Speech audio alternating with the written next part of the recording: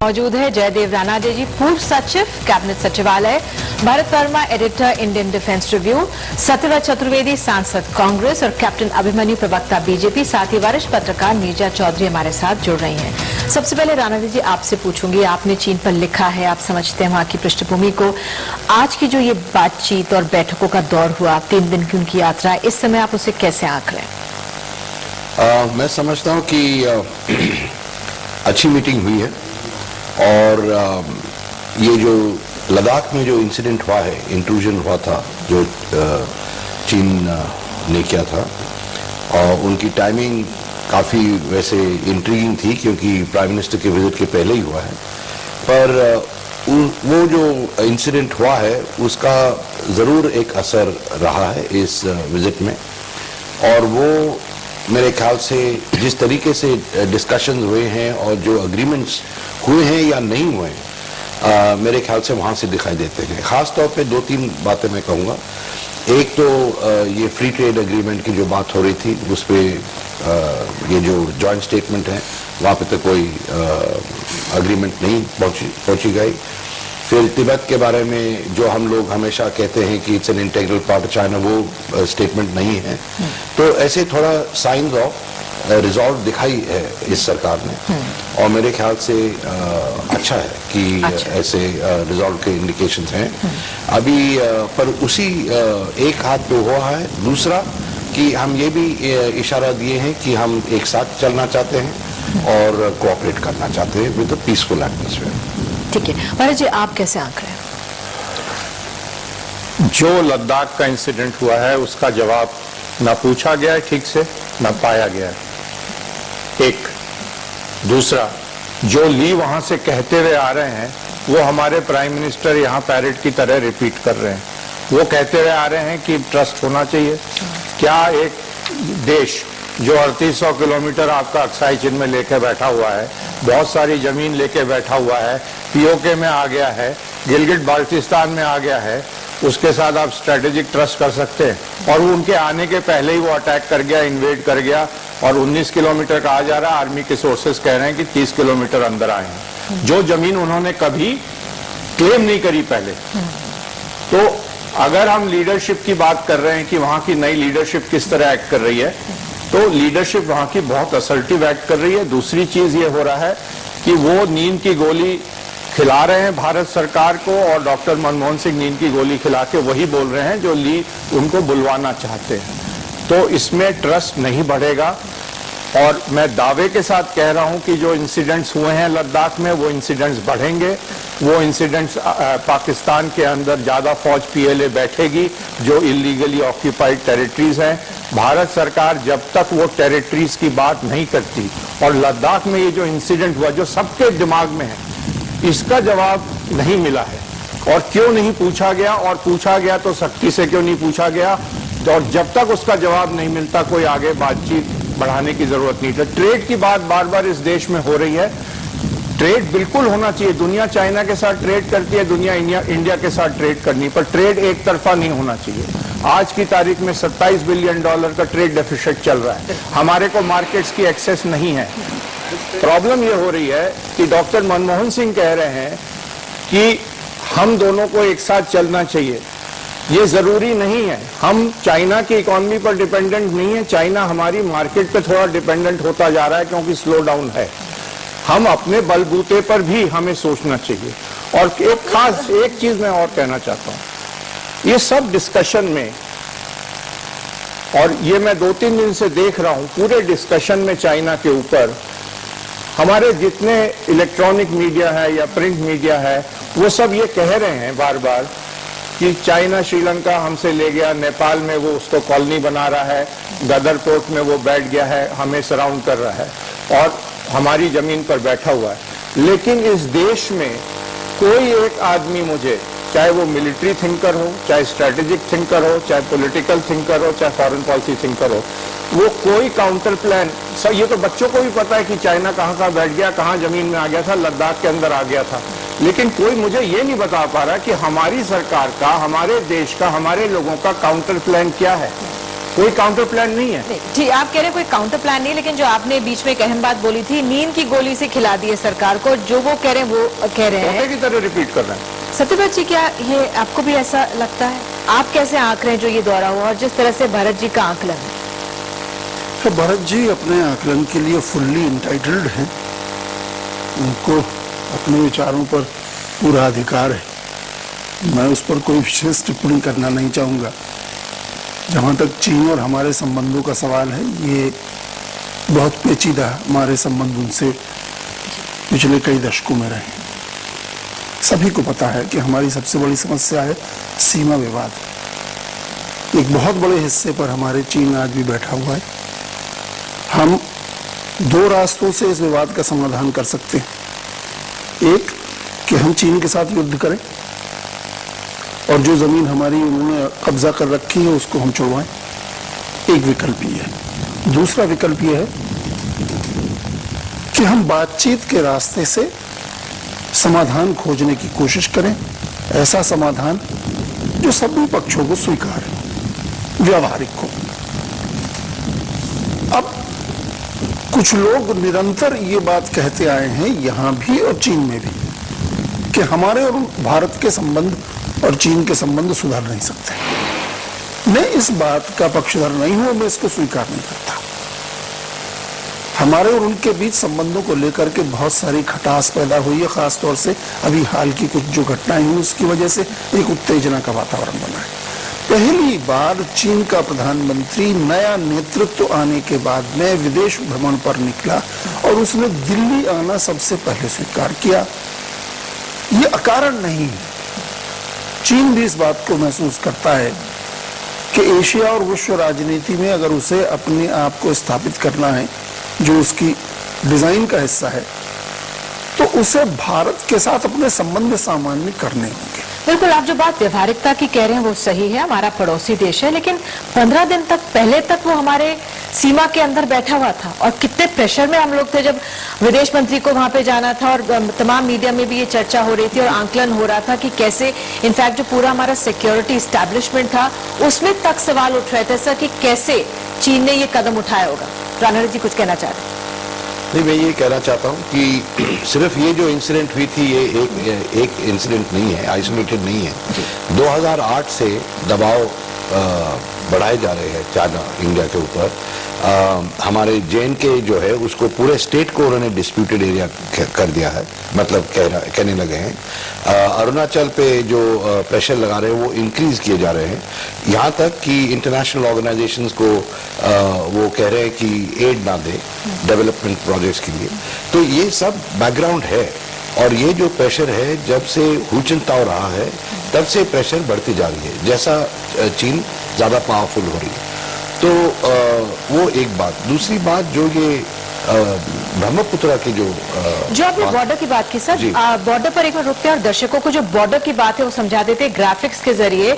भारत और चीन के बीच 3,488 किलोमीटर लंबा बॉर्डर है, जिसे लाइन ऑफ एक्चुअल कंट्रोल कहा जाता है। जम्मू कश्मीर से लेकर अरुणाचल तक फैली लाइन ऑफ एक्चुअल कंट्रोल में ऐसे कई इलाके हैं जिन्हें लेकर दोनों देशों के बीच सीमा विवाद है। जम्मू कश्मीर में छक्काम घाटी और अक्साई चिन पर चीन का कब्जा है, जबकि डेमचौक पर चीन अपना दावा जताता है। हिमाचल प्रदेश में कौरिक, शिपकिला, कुलम, समुद्रा पर भी चीन अपना दावा जताता रहा है। उत्तराखंड में बाराहोती पर चीन अपना दावा जताता रहा है। इन सभी इलाकों में चीनी सेनाएं और हेलीकॉप्टर्स समय समय पर घुसपैठ करते रहे हैं। उत्तर पूर्वी राज्य अरुणाचल प्रदेश के 70,000 वर्ग किलोमीटर के इकलौते इलाके में चीन अपना दावा जताता रहा है और उसे दक्षिणी तिब्बत बताता रहा है। तो जो ये बॉर्डर की बात आती है अपने आप में बहुत पेचीदा है रिश्तों में।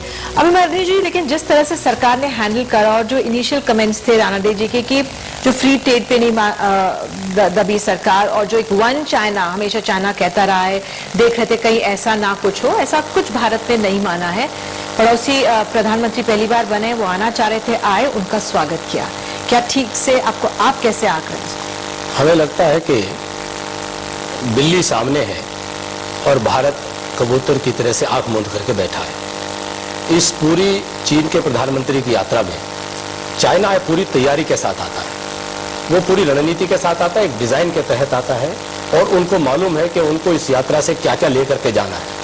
वो एक हाथ से कुछ ऑफर करता हुआ दिखाई देता है, लेकिन दूसरे हाथ से कई गुना लेकर के जाता हुआ दिखाई देता है। क्या लेके जा रहे हैं इस बार? जो आज के संदर्भ में हमारे चाइना और भारत में लगभग 4 मुद्दे प्रमुख तौर पर हम यहाँ चर्चा कर रहे हैं। एक बाउंड्री डिस्प्यूट्स है, दूसरे हमारा ब्रह्मपुत्र रिवर पर जो हमारे क्लेम्स हैं उनके जो वाटर डिस्ट्रीब्यूशन का इशू है, तीसरा जो ओवरऑल साउथ एशिया का जो जियो स्ट्रेटेजिक जो इशू है, चौथा है ट्रेड इम्बैलेंस का। अब बाउंड्री डिस्प्यूट्स में वो 19 किलोमीटर हमारे अंदर आया, उसके बाद बैठा रहा, हमने कुछ नहीं किया, वापस जाने का एक स्वांग करके वो हमें टेस्ट कर करके बार बार हमें चेक करता है कि हमारा रेजिस्टेंस लेवल कितना है, हमारा बेरस लेवल कितना है।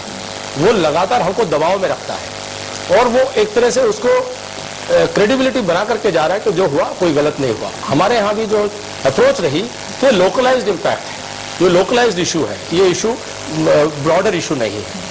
दूसरा जो उसको ट्रेड के मैटर्स में जो उसको गेन करना है, आज जो है भरत वर्मा जी ने बताया कि हमारा ट्रेड जो डेफिसिट है लगभग $30 बिलियन है, मैं उनको करेक्ट करता हूँ, $40 बिलियन पहुंच गया है। और पूरा हमारा जो टोटल ट्रेड डेफिसिट है, 2% की तुलना की जाती है। ट्रेड डेफिसिट जो हमारा टोटल है, अगर उसमें से ऑयल के अगर आप उसका इफेक्ट को निकाल दीजिए, टोटल भारत के ट्रेड डेफिसिट का 50% केवल चाइना कंट्रीब्यूट करता है। हम उसको लेकर के हमारी क्या स्ट्रेटजी, हमारी अप्रोच है, मेजबानी करो, नए प्रधानमंत्री मिलने आए हैं, उनसे मिलो, हैंडशेक करो, वापस चले जाए। हमारी तैयारी क्या है, हमने तय क्या किया है? हम ब्रह्मपुत्र की नदी पर जैसा हमारा बांग्लादेश के साथ समझौता है, जैसा हमारा पाकिस्तान के साथ समझौता है, इंडस रिवर को लेकर के, ब्रह्मपुत्र को लेकर के जो लोअर राइपेरियन स्टेट्स का जो राइट्स होते हैं, क्या हमने चाइना के साथ वो क्लेम किए हैं?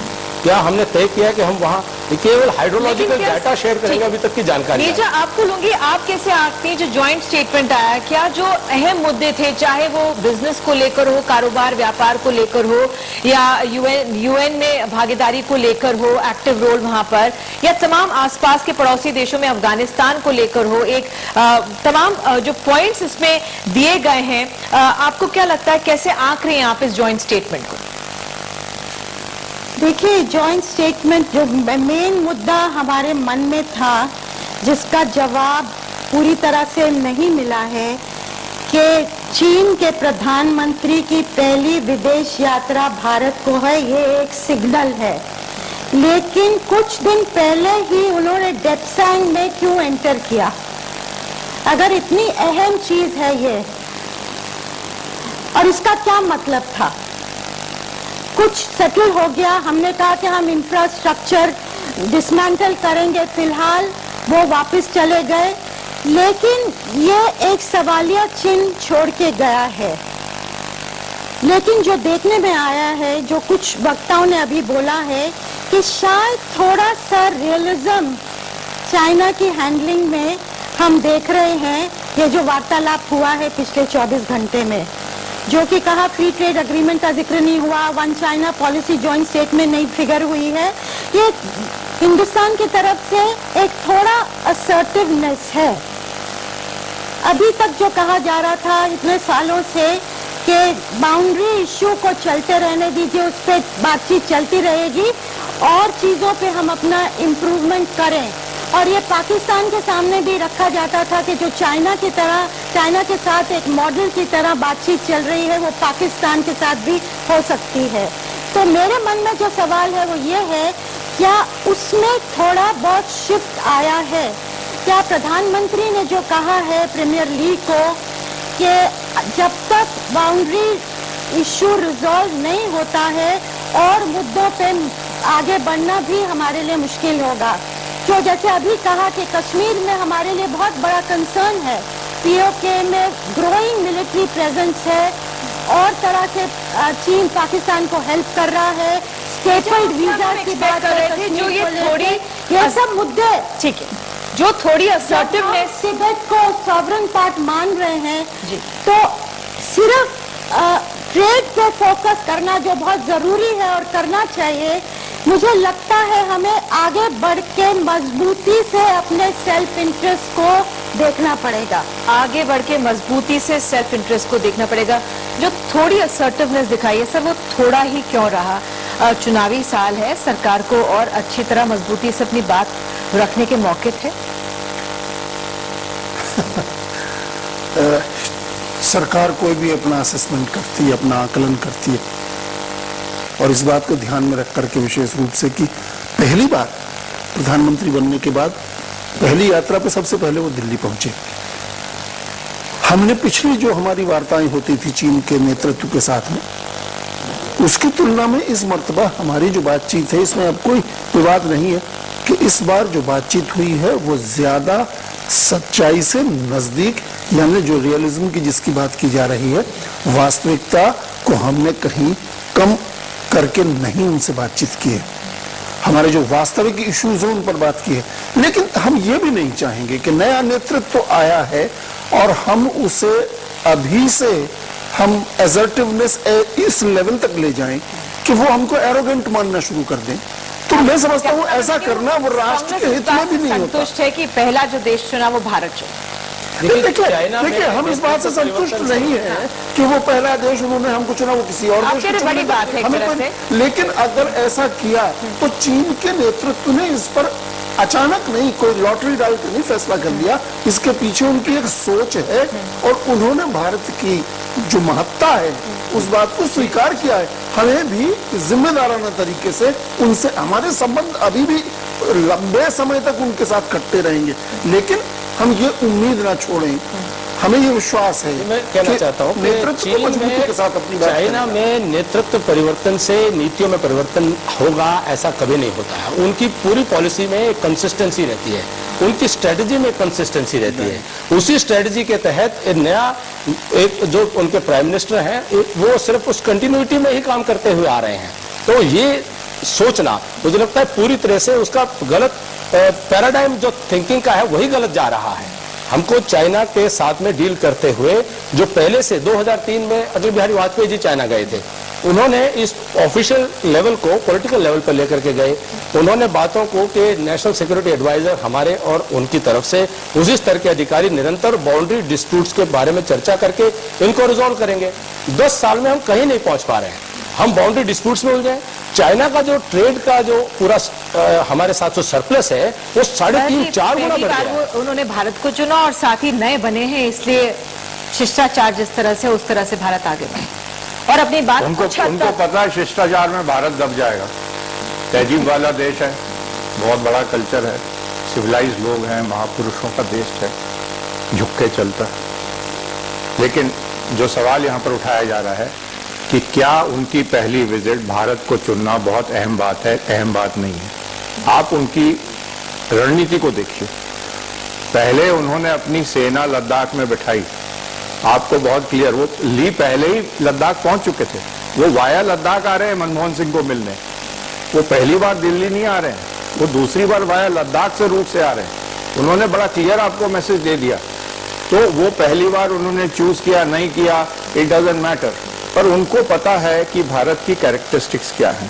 भारत को नींद की गोली दे दो कि हम दोनों बहुत बड़ी, आपने आंकड़े दिखाए हैं कि ये सब आंकड़े देख के हम इतना बड़ा ब्लॉक बन जाएंगे दुनिया में। Why? Because he does not want you to go nearer the western powers. क्योंकि रफाल, जब एक इंसिडेंट छोटा सा बता रहा हूं, जब रफाल इंडिया ने सैंक्शन किया और बहुत तेजी से सैंक्शन किया, तो चाइनीज मीडिया में इसकी बहुत शोरगुल हुआ इसके खिलाफ, और उन्होंने कहा कि France is most irresponsible nation by giving India Rafales, क्योंकि रफाल एक बहुत पावरफुल डीप ऑफेंसिव कैपेबिलिटी वाला है। अगर वो तिब्बत के बॉर्डर में बैठ जाए तो चाइना का तो हरकत वहां बंद हो जाएगी। बहुत बड़ा मीडिया में उनके क्रिटिसिज्म आया।